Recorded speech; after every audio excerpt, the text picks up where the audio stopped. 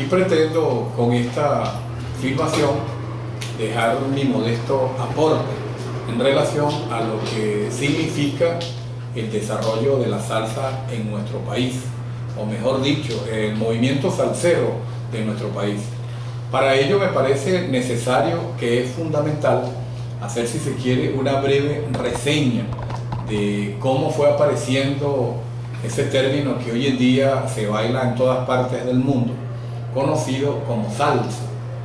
A mí me parece que es importante hablar en estas primeras de cambio de lo que significó la influencia de todas esas orquestas internacionales que nos visitaron a nosotros a partir de la década del 40 y fundamentalmente de los años 50, sobre todo para celebrar aquellos populares carnavales que se realizaban en diferentes regiones de nuestra Caracas, a pesar de que Caracas en los años 40 aún conservaba esa característica pueblerina. Sin embargo, pudiéramos destacar la presencia de orquestas como la Villos Caracas Boy, la orquesta de los hermanos Belisario, la orquesta de Rafael Minaya y otra cantidad de orquestas importantes que para la época, incluso la misma orquesta de Luis Alfonso Larraín, que por supuesto ponían a bailar a las generaciones de esa época. Me parece que vale la pena también destacar de que para mí la salsa venía en los barcos negreros. En los barcos negreros venía la salsa que posteriormente se desarrolló. Es necesario hacer notar de que la población negra que vino a este continente de una manera forzada, bueno, se ubicó en todas las regiones, por supuesto, del Caribe, porque la vía de comunicación era la vía marítima y por supuesto se fueron asentando en las costas. Si nos remitimos nuevamente al caso venezolano, vamos a ir encontrando de que, como decía al principio, tanto en los años 40 como en los 50, vamos a ir notando la presencia de una cantidad de orquestas extranjeras importantes que venían a participar en lo que era el desarrollo de los carnavales de Caracas concretamente. Eso sin duda fue dejando a lo largo del camino una influencia. Para cuando nosotros hablamos de salsa, pudiéramos decir, bueno, antes de la salsa, ¿qué? Antes de la salsa escuchábamos nosotros el mambo, la guaracha, el cha-cha-cha, el son montuno, por supuesto el son y el bolero. Si nosotros nos ponemos a hacer todo un recorrido de una manera sistemática, vamos a ir ubicando que hay una cantidad de géneros que están incluidos dentro de la guaracha, el son montuno, el mambo, y que después lo vamos a ver convertido en lo que hoy en día conocemos como salsa, es decir, con nuevos arreglos, con nuevos matices y por supuesto con nuevas agrupaciones musicales. Aquí habría que destacar lo siguiente: el término salsa es un término, si se quiere, muy polémico, porque hay países que, bueno, señalan de que ellos son los autores, los creadores del movimiento salsero en el país. De la misma manera nos conseguimos a individualidades. Por ejemplo, los cubanos han hecho mucho hincapié a través de sus investigadores. Uno de ellos es el cubano Helio Orobio, ya fallecido. Incluso él lo deja registrado en algunos de sus escritos que logró desarrollar a través de sus investigaciones. Excelente investigador y musicólogo cubano que ya físicamente no está con nosotros. Él habla, por ejemplo, del tema Échale Salsito, que es un tema que se hace en el año de 1931, liderizado este Sexteto Nacional de Cuba por Ignacio Piñeiro. Y yo me voy a permitir hacer una breve lectura de este son denominado Échale Salsita y hasta qué punto ese son, que es un son más que todo pregón, hasta qué punto pudiéramos involucrarlo dentro del movimiento de la salsa. Noten ustedes que el tema dice de la siguiente manera: salí de casa una noche aventurera, buscando ambiente de placer y de alegría. Ay, mi Dios, cuánto gocé en un sopor, es decir, se quedó dormido después de haber estado con Catalina. Y la noche paseaba alegre nuestros lares iluminados y llegué al Bacaná. El Bacaná es una especie así como lo que aquí en nuestro país se conocía en la década de los 40 como los maviles, posteriormente el nombre de los prostíbulos, por allí va la cuestión, ¿no? Y en Catalina me encontré lo que pensaba la voz de aquel que pregonaba así. Y después viene un estribillo que dice, échale salsita, échale salsita. Ese tema lo vamos a conseguir nosotros grabado, estamos hablando de que es una grabación hecha en el año 1931. Incluso acá hasta en el año 2000 vamos a conseguir esa grabación con el conjunto de Tata Guerra, vocalizando casualmente uno de los músicos desaparecidos, integrante de la Orquesta Aragón, que se quedó en nuestro país, como es el caso de Felo Bacallao. Ahora, este tema realmente no tiene nada que ver, en mi criterio, absolutamente no tiene nada que ver con lo que se genera posteriormente como salsa. Y digo esto de que no tiene nada que ver, puesto que estamos hablando del año 1931 y su contenido, desde el punto de vista del desarrollo del tema, realmente no tiene absolutamente nada que ver con el movimiento salsero que se genera posteriormente, que está ligado a la cotidianidad de los sectores populares, en este caso de los barrios. Por ello yo señalaba de que era importante hacerse esa interrogante antes de la salsa, que para llegar a todo lo que fue este movimiento salsero, por allá por los años finales de los 50 y comienzos de los 60, en nuestro país concretamente nosotros vamos a ir viendo de que comienzan a surgir una cantidad de orquestas venezolanas que se ven obligadas a desarrollar la guaracha y por otro lado el porro y la cumbia, porque era la influencia que teníamos de nuestro estado, nuestro país vecino, en este caso de Colombia. Es por ello que en el repertorio de orquestas como Lavillo, Los Melódicos, que ya se funda el 15 de julio de 1958 y comienza a introducir en su repertorio la cumbia y el porro. Tenemos también la presencia de Los Guayaberos de Luis González, que después cambian de nombre y se denominan Los Megatones de Lucho. Tenemos la orquesta de Pedrosa y sus caciques, y cada una de estas agrupaciones musicales se vieron obligadas a introducir en su repertorio la cumbia, el porro, porque estaba de moda, pero al mismo tiempo también introducían temas como el cha-cha-cha, que se venía arrastrando, puesto que es un género musical que lo inventa Enrique Jorrín por allá a mediados de los años 50. Y noten ustedes que esos ritmos que yo estoy haciendo mención se vienen arrastrando y después los vamos a ubicar en los repertorios de las diferentes agrupaciones musicales como salsa. Ahora, ¿qué ocurre? Aquí yo, por ejemplo, tengo que para el año 1965, ya en nuestro país, comienzan a presentarse en las diferentes emisoras una cantidad de programas de radio que se dan a la tarea de ir difundiendo aún más el ritmo latino.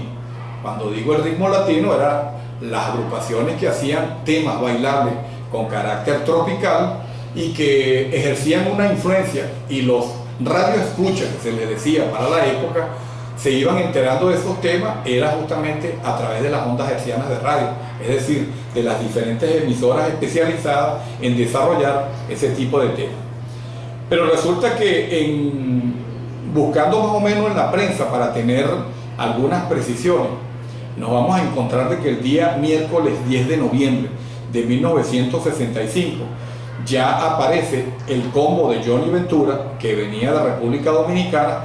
Lo vamos a conseguir alternando con el combo de Federico en el Coney Island. Y esto es importante porque noten ustedes que yo estoy hablando del día miércoles 10 de noviembre de 1965 y aún en nuestro país no se hablaba de salsa, ni se hablaba incluso de movimiento salsero.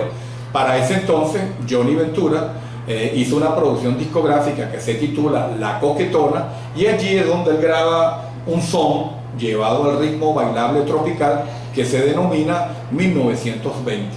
Noten ustedes que estamos hablando del año 1965, y para el año 1965 las disqueras de nuestro país comienzan a producir una cantidad importante de melodías a través de diferentes sellos, y es cuando vamos a ir encontrando orquestas como por ejemplo la orquesta de Aldemaro Romero, Pedrosa y sus Caciques, la orquesta Riverside, que es una orquesta, si se quiere, cuyo nombre se copia de la orquesta Riverside de Cuba, donde ellos pegan un tema que se llama La Matunga, y era radiado justamente por los programas de los cuales hice mención hace rato.